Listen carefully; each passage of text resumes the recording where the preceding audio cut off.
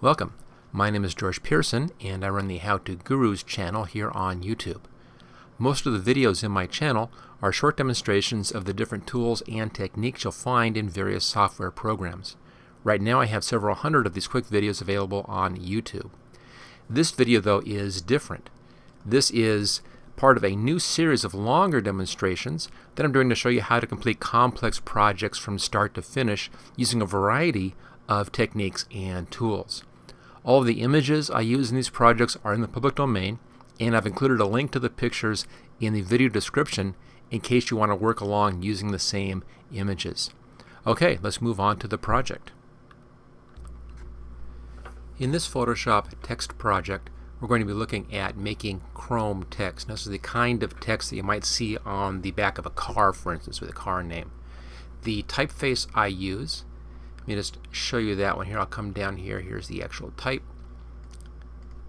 And there we go.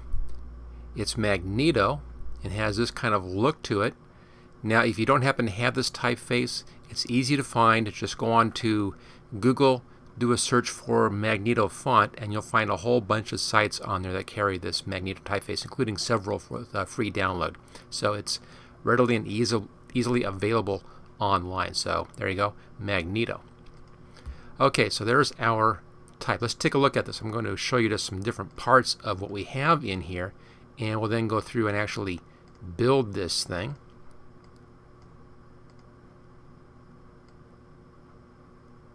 There we go. First off is the actual type. You can see it right there. If I just pull this above my black layer, there it is. That is the magneto typeface. I just have it saying Photoshop, and it's in white. Pretty simple. We won't be using this actual layer. We'll be making a copy of this layer and working with a copy of that layer. Now there's a black background, as you can see, and I have a little bit of a very soft lighting gradient effect in here. And on top of that we have some lens flare stuff going on. A little layer in there which gives us kind of a table structure. And we'll be doing a reflection as well. That's one of the last steps in the whole process, is making that reflection. And I have a little gradient here just to block out the bottom part of this. And above that we have our type. Now this is the type, and you can see here it is in white and has a bevel on that type. On top of that I have another copy of this text. You can see right there. It's a little bit thinner. There's a little bit of a border in there. And that has a gradient, and it also has a coloration on that as well. So there you go. Okay, let's go ahead and we'll start from scratch on this. I'll leave this file open in the background if you want to take a look at this. I may bring it up for reference. But let's go ahead and start by doing our basic text. So we'll do a new file. Here we go. Let's change our settings in here. I'm going to set this at 2100 width, 1500 high, and our resolution at 300, so we have a lot of pixels to work with here, so we can get a real nice look on this. There we are. Now we want to have the background as black, so that's easy enough. I'll just have my background color here black. Let's just switch this over to the paint bucket and fill that with black. Okay. Now we're going over here to our type tool. Make sure that your type is set at white, your type color is set at white. And again, we're using the magneto typeface right there. And I'll just type in Photoshop.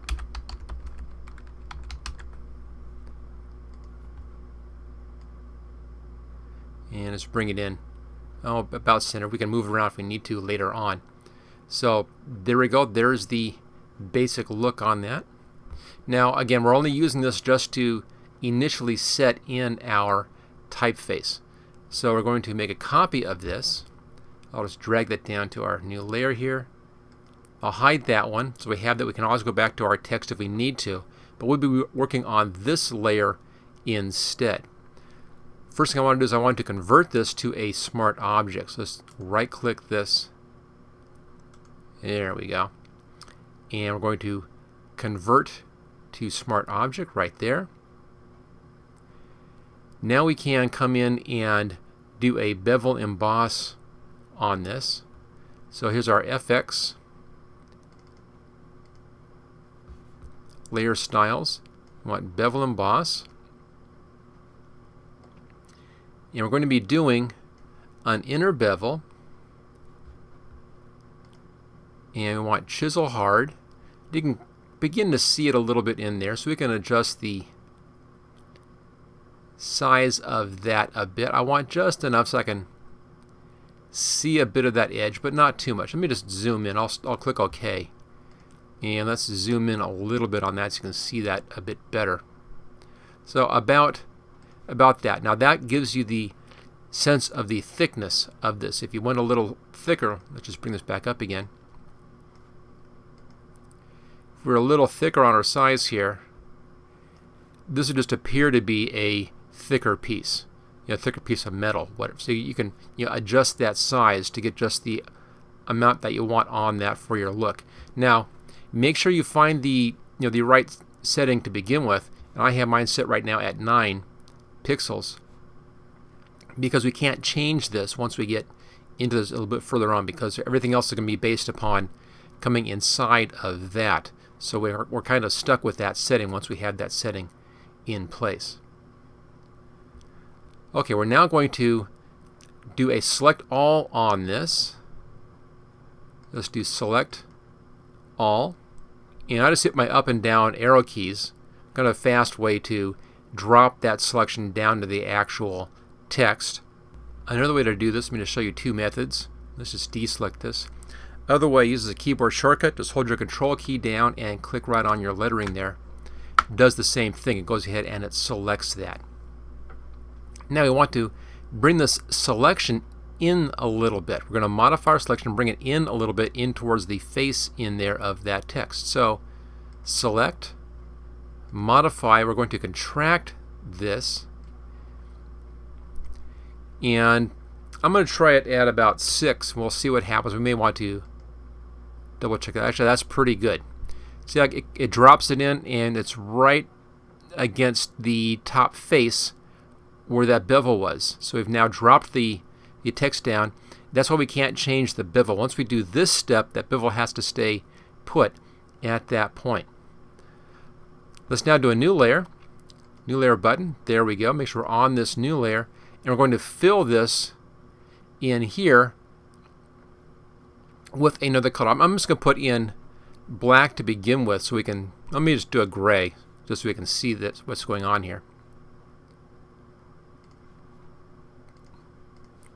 There we go, and let's just fill that.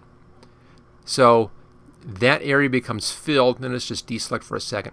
So you can see what happens here. We now have the face of the text is on one layer, and then the bevels are underneath. That way we can have white and gray bevels and then change the color of everything else, but leave those bevels alone. So that gives us that nice little effect in there. Okay, let's reselect that. And we're going to be placing a gradient in here. We're going to fill this with a gradient. Now, an easy way to do this is to just use our layer effects and blending options, bring that back up again. And let's go down here to gradient overlay.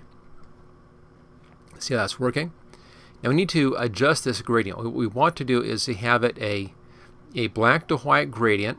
We want to go black to white from the middle on this. So we want to choose the style here.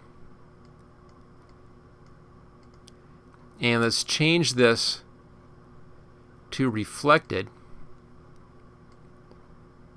You can see, there we go. Now it's black in the middle and white top and bottom.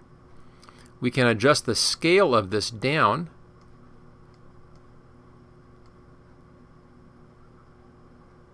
Like that, right about in here somewhere. So it's about, the black is about 1/3 of your letters. And it just goes straight across. You can see that we already are beginning to get kind of a chrome look in here.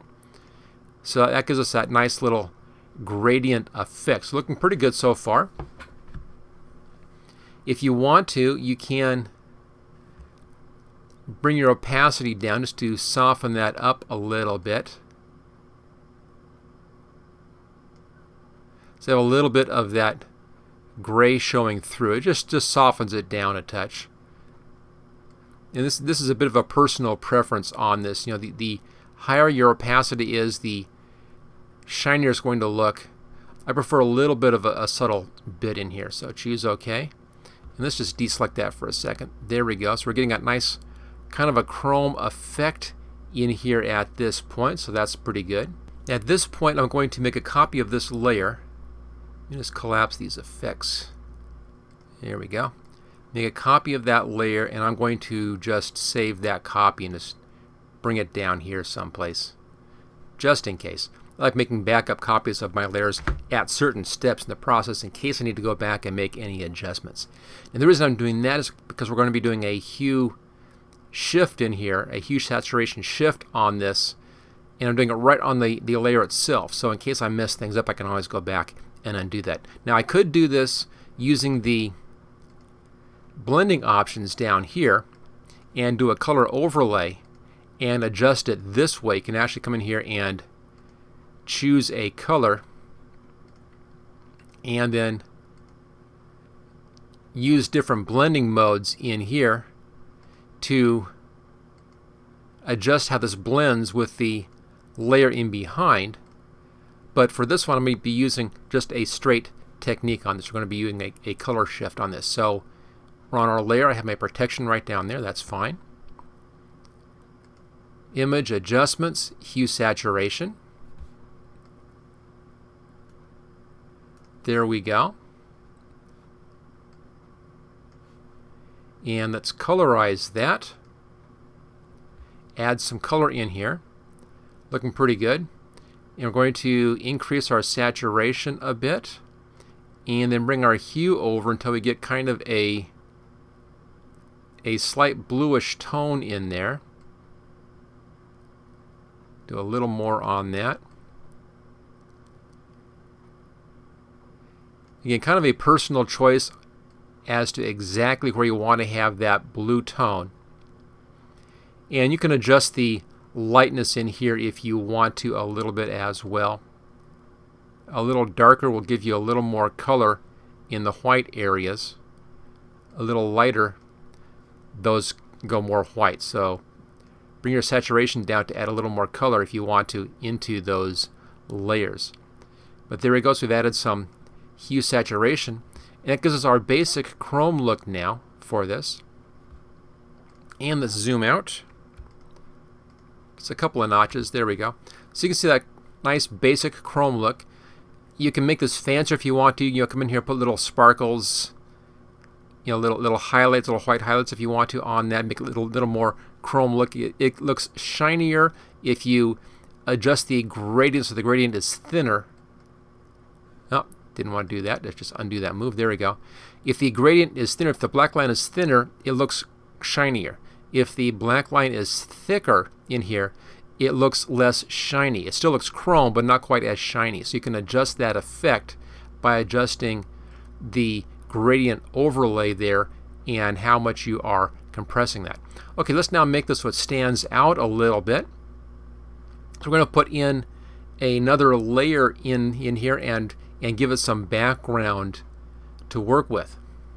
So let's come down behind our text. So let's go right there above that one. Put a new layer in right there. And let's give this a slight gradient to it. Back to our default colors. And let's go up here and grab our gradient tool. This actually has the wrong gradient on that. That's circuit. Let's switch over here. And I'll change this over here to black to white. There we go. Now it's going to look better. If you want to make sure that your line is exactly vertical, just hold the shift key down and make it exactly vertical. The amount that you pull this down is going to determine exactly where that gradient drops off at. And you can find something that's just about halfway through. We don't need much more than that.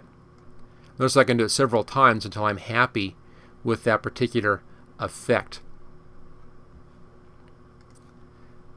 Let's now adjust our opacity on this, bring that down. So that allows us, by having this layer here, that allows us to be able to adjust to just the right amount of shading in the background. So that makes it controllable for us. So I always like to do things that allow me to go back in and make adjustments, further on down the road. So this gradient and opacity gives me that ability to make those minute adjustments. Now for a little more interest on this layer, let's do a little lighting effect on this. It's kind of fun to do. Go up here to Filter and come down to Render and Lighting Effects.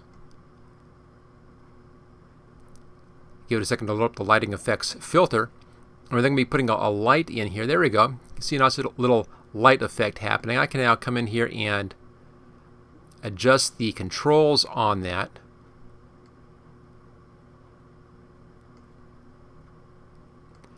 And adjust that position. There we go. I'll just choose OK. I'm not doing anything dramatic in here. But that just gives me just a little bit of a kind of a circular gradient thing happening in the background. There's just a little more interest that way to the background. Okay, so far so good. Now we want to put in our, what I call the table effect down below here. So make a new layer, and let's just grab our rectangular marquee tool. I'll come about halfway up. I'll pull down the Photoshop in just a little bit. We'll come about halfway up here. Let's just fill this with a solid black.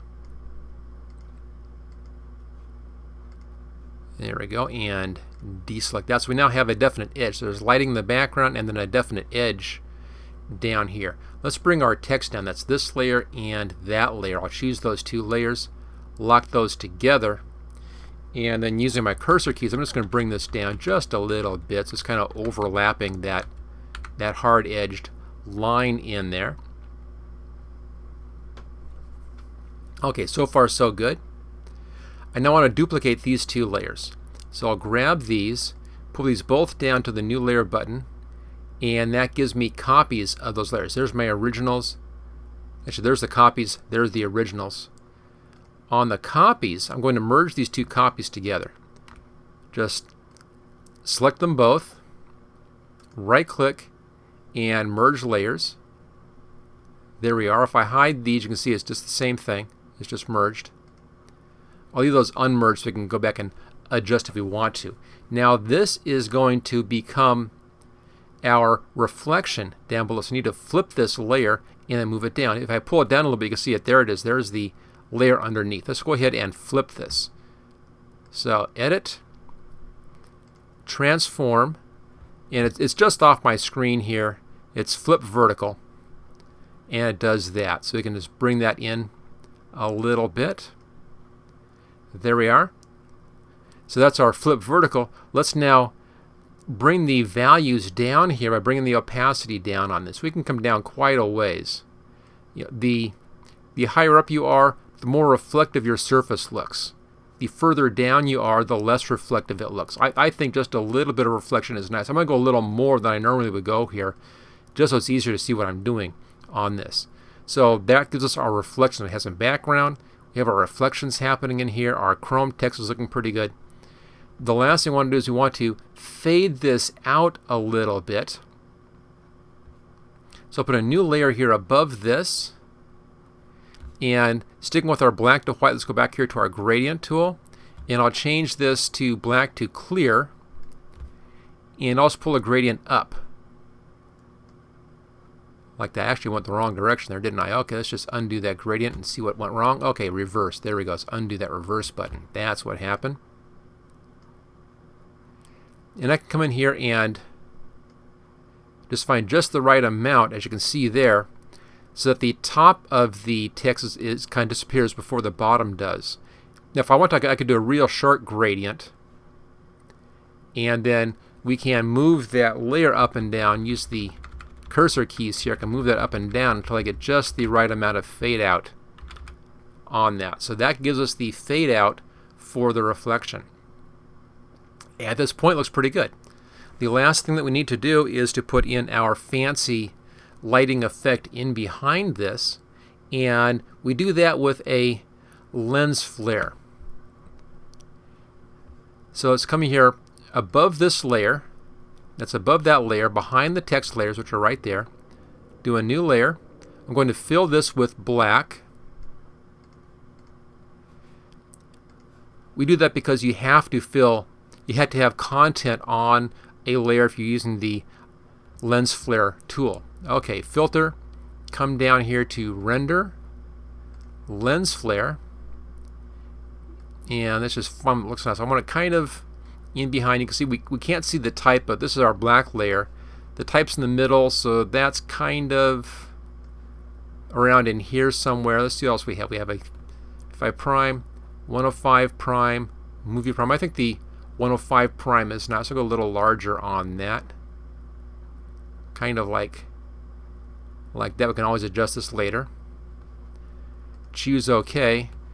And it gives us that effect. So we now have some stuff happening in here. Notice we get these little kind of weird highlights. There's that one there. There's some down in here. If you don't like those, you can go in and carefully take those out with a little bit of a clone stamp tool. Just clone from here and clone over that. You can then lose that bit. Let's actually go ahead and do that on that one. These I think are okay. That one there is bothering me. Now every time you do this, you're going to be getting a slightly different effect. There's no way to know exactly what's going to happen on this because it makes it up each time. Okay, here's my clone stamp tool. Let's bring the brush size down where I can see it. And get a brush that's good. There we go. Okay, I'll clone stamp from right out here. And let's just come in and lose that. That works. Maybe a little too dark, but I think that'll be okay. Alright, we're just about there. We're now going to do one more thing on this layer, and that's use a blending mode up here. And it's going to come down here and let's find difference. There we go. So that just comes in and it gives us this whole different effect on that. Now, last thing you might want to do here is to actually move this back a little bit. There we go. Put it in behind what I call the table layer here so that that glowing effect is just in the background. We can then move that layer around until you have the effect that you want. And there we go. And down here's that kind of blue thing right there. I might want to go back in over here and clone stamp that little blue dot out as well. So let's zoom in on that one. That's a bit too bright, as you can see here. Let's see if we can take that down. Clone stamp tool, and I'll grab right from here and I'll just bring that in a little bit. Kind of hide that. That works. Back up, and there we go. Actually, let's just fit this on screen and get that panel out of the way. And there we go. There is that chrome effect with a reflection and a highlight in the background. Now that we have this here, we can actually come in and look at modifications on this now. So let's go back up here to our gradient overlay. Again, this is one reason why I like using layer styles for this gradient. I can always go back and I can adjust these things. Now, there's one adjustment I wanted to show you here on this. This is one of our looks on the chrome. Other way to approach this is to reverse that and actually have the highlight in the middle and going to dark on the edges. So you have a couple of different options on that. And then we can adjust the opacity level again in here to get just the right effect on that. There we go. So just those two options depending upon the effect that you want. This has a little softer look to it, a little softer chrome look, and this has a little harder chrome look to it. We also can adjust the scale. I was mentioning that earlier. You can adjust the scale, so a little larger scale has a softer look to it. A little smaller scale has a much harder, more reflective look to it. So the amount of scale in here at this point is going to determine the reflective quality of your type. Now what you really want to have is kind of a line-ish, I call it, going through, either dark or light.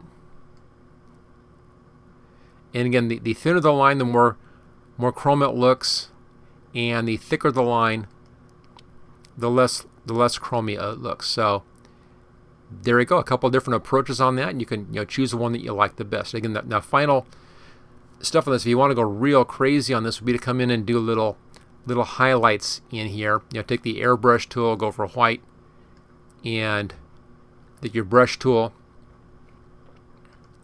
airbrush mode, bring your flow and your opacity down, and choose just a real small brush. Just if we can find a nice brush size here.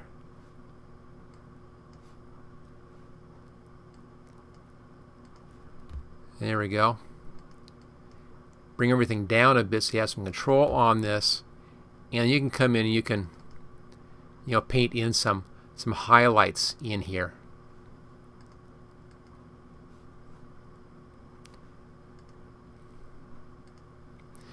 Or even paint in some darker areas as well. So you can come in and spend some time if you wanted to fine tune this and add a little more sparkle to it, just by painting in some dark for your dark areas and some light for your light areas.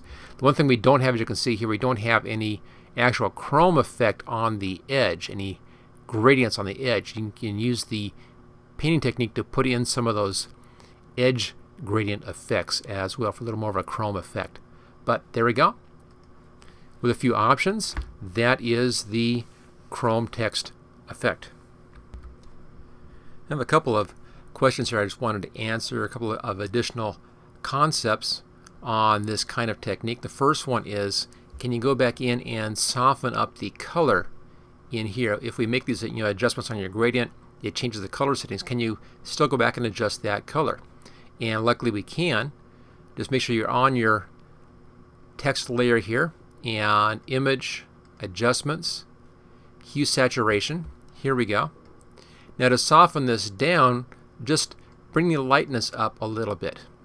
What that does is it's going to fade out the color effect and give you more of a gray tone in there. So it kind of softens down that effect. So you can come in and you can make those slight adjustments. So if you go to the left, you get down to black. In the middle, you're going to have your full color range.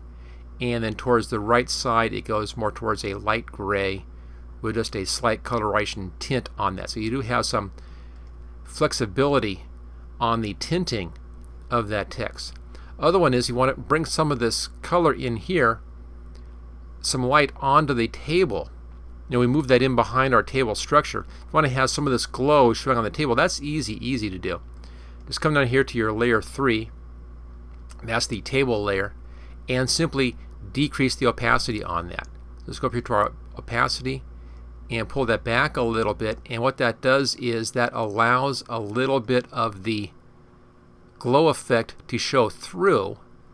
But since I have the highlight right down towards the edge of this, the visual effect is that it's actually reflected in the surface. So it gives a little bit of a surface reflection effect in there. Okay, so just a couple little thoughts on finalizing and finishing up the chrome effect. Thank you for watching this special Photoshop photography project video. Don't forget to subscribe so that you will get first notice of new project videos in the future. Just click on this link right here where it says subscribe here. You can get all 12 project videos in this series, along with 26 special videos demonstrating the tools and techniques that I used in these projects, by clicking on this link right down here. And then thank you again for watching this training video.